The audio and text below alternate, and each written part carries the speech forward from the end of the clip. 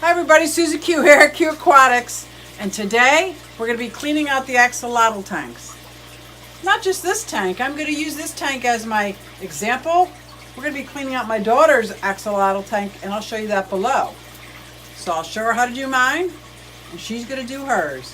Why don't you come on and join us?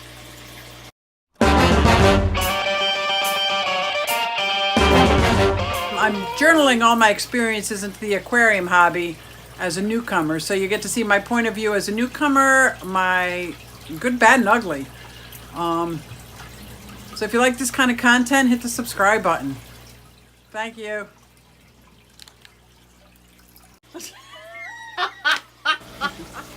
So the main things we're going to need is our bucket and our hose and our siphon out. What we're going to want to do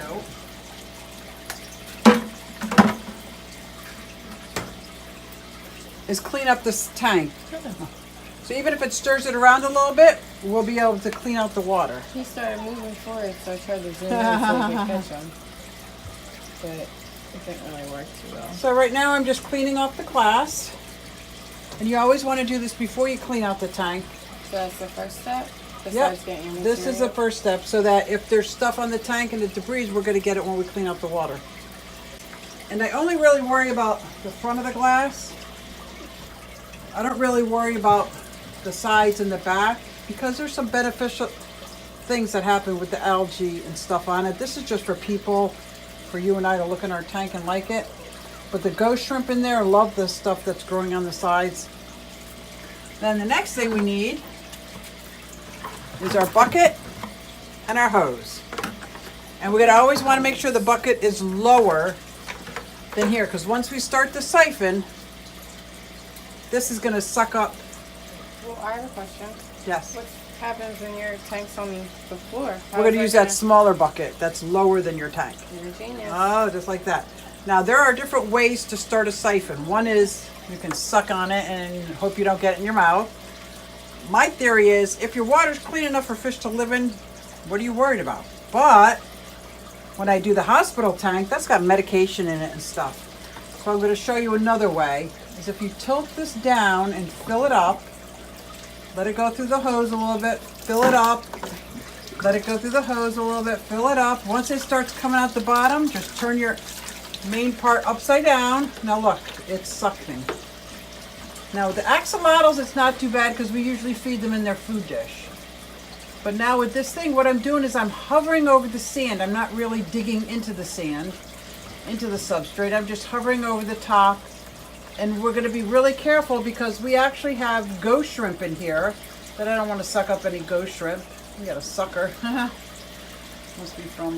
Your axolotls are vicious. They take the worms and they just... Right, so we think we can keep all the food into the food dish, but these guys, they open up, they just rip open the worm and shake their head back and forth, and we got worm droppings everywhere. And I'm sucking this into this bucket in case I catch any ghost shrimp by accident. We can always go through to see all that food that got left behind because a moss ball fell on top of it. So that's going to cause extra ammonia and poison in your tank. So you just hover? Just hover and try to get as much as you can.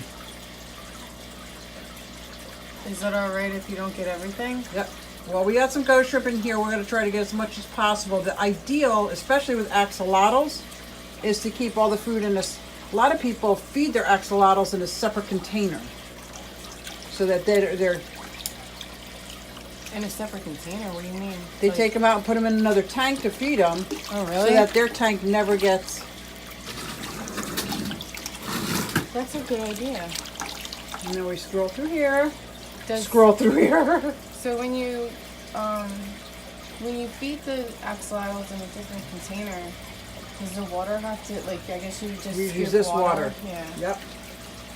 And that way your tank never has any waste debris from food anyway. They just have the axolotl waste. That makes it so much better. I don't have to sit down on the floor for a half hour because it does take a long time to eat.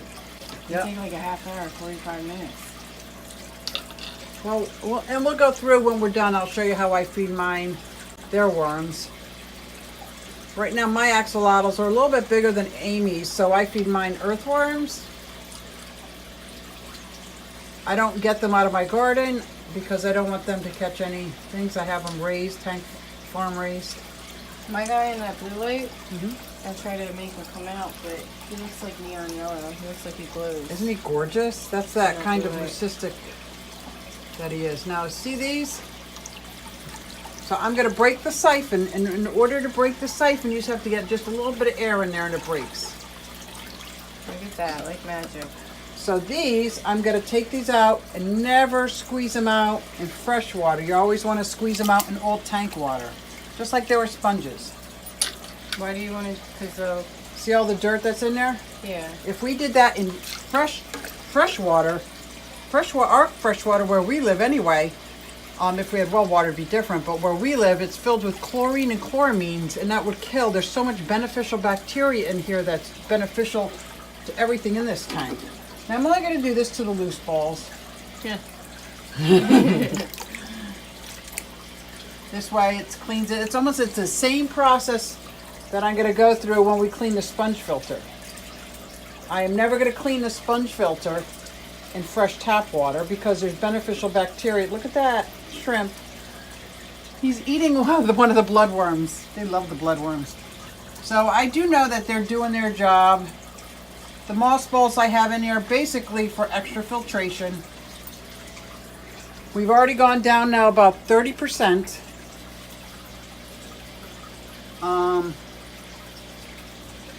Somebody just kicked up something. Oh, Lucy. The Dirty Lucy. Or is it? Yeah. Is that what they call her? Her name is Soshi, but yeah, she's a dirty Lucy. She got a little bit of the wild on her face. I love that one. Oh, I like them all though. Oh my gosh. They say they can't see or hear, but I swear yours can. Oh, she they can knows. see, Yeah, or they know something. she absolutely knows. So now at this point, if any of the plants with roots came up, I'll just stick them back in so And that they root. We have some floating ones in here which are allowed to float, but I also try to anchor them a little bit. The plants in here aren't really for any other reason but for filtration. And to give them some excitement and things to do. In this tank we have some Anubias nanopetites, Anubias nano, and dwarf sage. We also have some Java fern. And the reason we have those is they don't need substrate. They don't need dirt. We usually tie them onto rocks. Some of these are tied onto rocks, just being held down there. The roots are going to grab around the rocks, and the roots are actually doing a lot of the filtration. So, it's not the best job, but we also have the ghost shrimp in there doing their job. Now what we're going to do is go through this bucket to make sure we don't catch any ghost shrimp.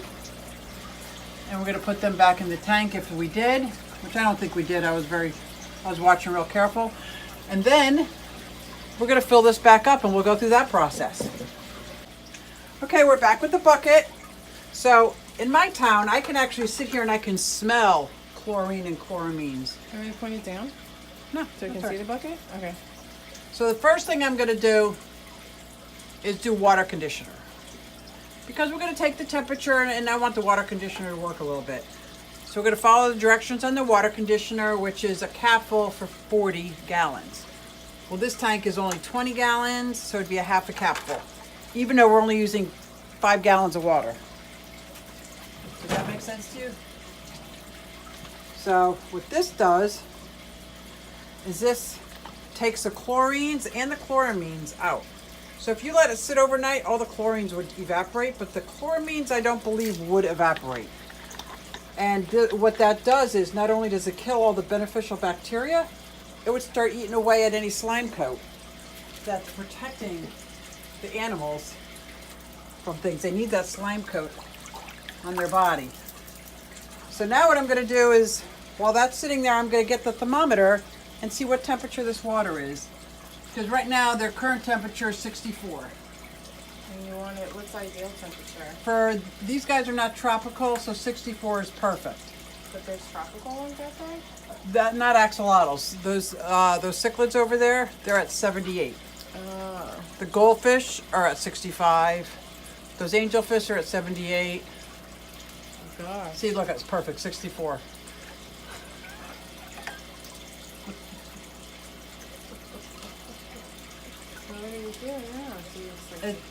And the thing is if it's a little warmer, a little colder, it's all right because it's a small amount. It's a big enough body of water that 1 or 2 degrees temperature isn't going to be a big change.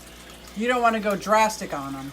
But there was a time before I put these little heaters in here, and axolotls do not need heaters. They're good at around 60, 65 degrees, but it's so cold in this basement that it was getting around 55 degrees and I couldn't get it above.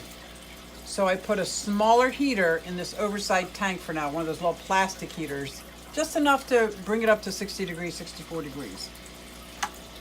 So now we're gonna pour this water back in, if we just dump it in, that it's gonna hit the sand and all the dirt that we missed is just gonna blow everywhere. And it's gonna be a big mess. It's gonna get cloudy anyway, so we try to hit the top of that rock over there so that the water's only hitting the rock. They're watching you. So, any questions so far? So why not empty the tank, like the water down to here? Why are you only stopping here? There might be some reason sometimes that you're gonna wanna do that, but we change the water every week here because I just like playing with the fish tanks. So doing 20 to 30% change every week or every 2 weeks is fine. That keeps the tank very clean. We have a sponge filter over there. We have a large sponge filter over here, and we have lots of plants and lots of plant roots. So we keep this water pretty clean. There might be time where you want to do like a 90% water change. And then you would do that. But on the most part, I think it's a little more dangerous doing huge water changes like that. Do you see him yawn? That was so cool. There might, there's more danger of having fluctuations, and you want to keep it as stable as possible. So that's why we just do these small water changes, but we do them more often, guys. So now I'm going to try to pour it in without making too much mess. Wait, I have another question. What's that? Sorry. No, you're good. So you see how they're both, their things are going back? What's this stuff called on their head? Those are gills. Oh, For they're most gills. fish and salamander, the gills are on the inside. These guys' gills are on the outside of their body. So they're and if breathing. one of them got bit off, Huh? for some reason, it would regenerate. The amazing things about axolotls, and scientists study them all the time, is not only does their tail grow back, their foot would grow back, their gills would grow back, maybe a little more deformed, but they would grow back. Even their brain would grow back. So having those kind of regenerative powers, so to speak, is like amazing, and why a lot of people study them. So every time that guy's doing that, see how he's flipping it Yeah. back? He's breathing? Or is that just like a... Oh, we're gonna have to look that up. Because We're gonna have to look at that They're up. both doing it in sync, but when they pull forward, you can kind of, and you're looking behind them, you can kind of see Yeah, it opening up. that's cool. Now, do you know that these are no longer alive in the wild? They're extinct. Yep, the 1 or 2 lakes that they originated from have dried up. So the only reason that we get to have them and that they're still around in the world is for hobbyists like us that keep them going and keep Crazy. them alive and keep breeding them. I think they're the cutest things ever. Poor guys. All right, so I'm gonna pour this in. Do you need help picking that up? I might. Well, don't be Wonder Woman. Let me help you. And I'm gonna try to hit the top of this so it deflects a lot of the pressure. It's not that heavy, it's 4 gallons. I ain't too proud to beg.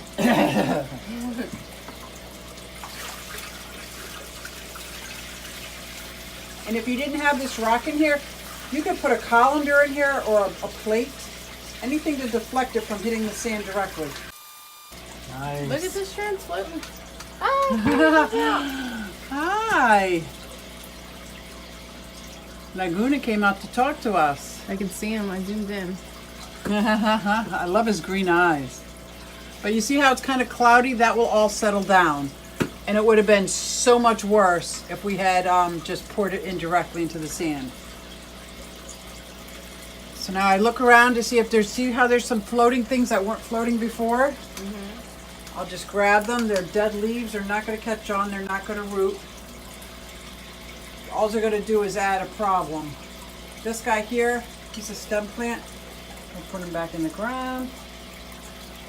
He'll probably take root. But these little guys, that's just a leaf. Mm-hmm. They're not helpful at all. Obviously, it's better to feed them first. That way, any waste you get, but...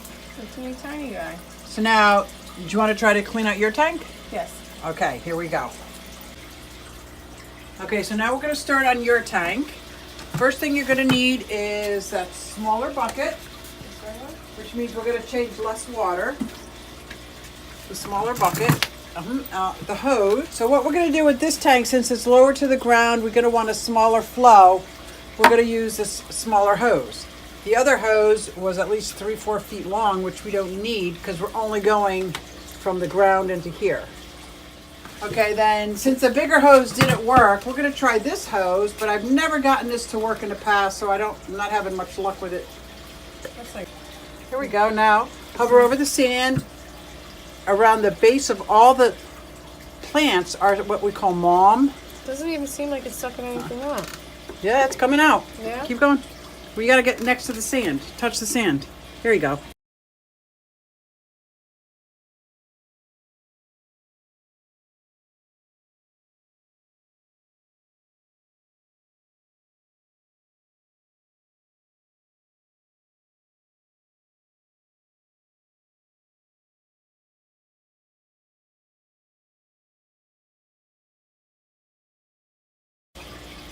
See, as long as there's no air in here, you're good with the suction.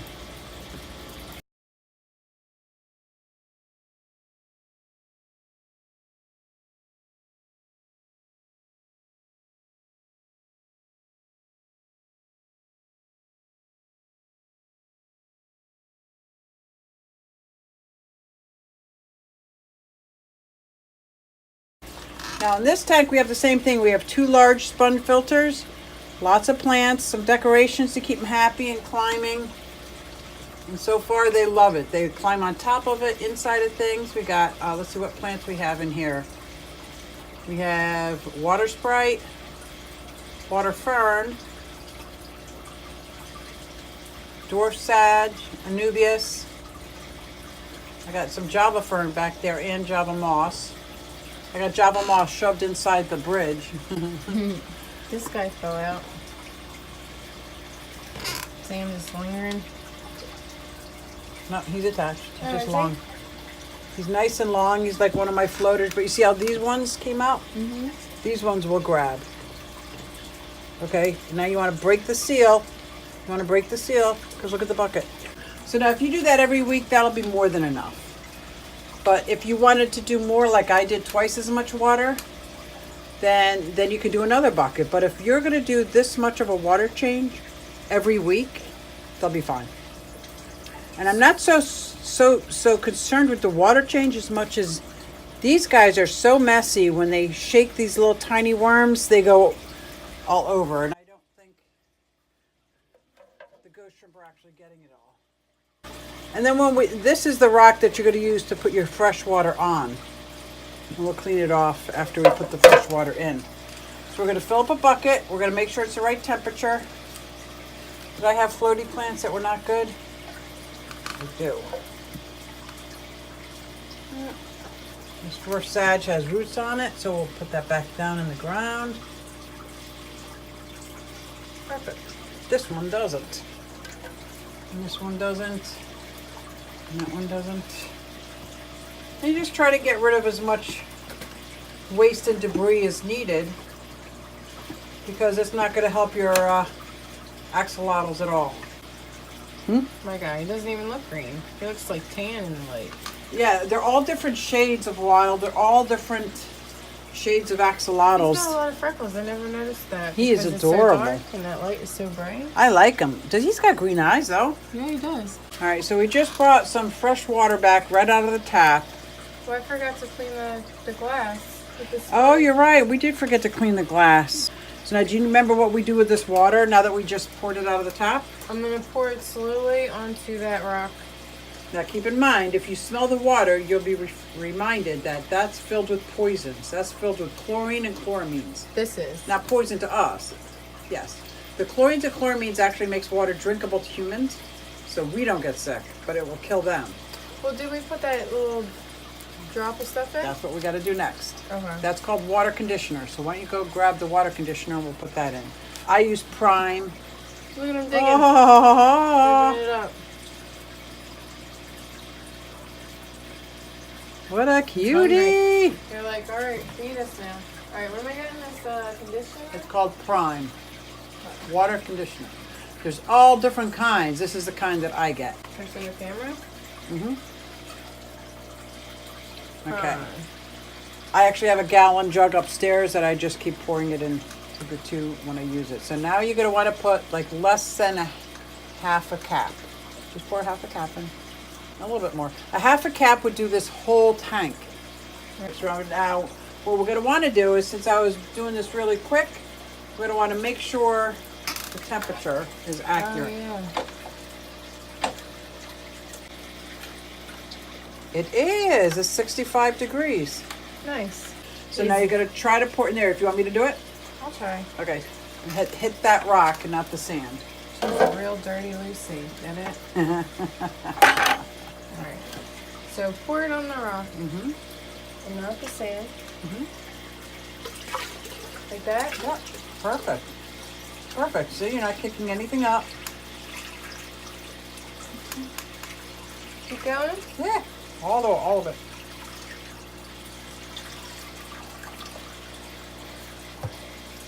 Perfect.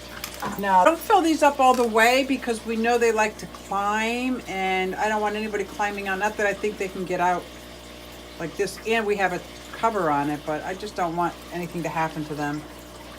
So, any questions on cleaning the tank? Now, the next time you clean it, what I'll do is I'll just sit back and watch you do the whole thing. Yeah.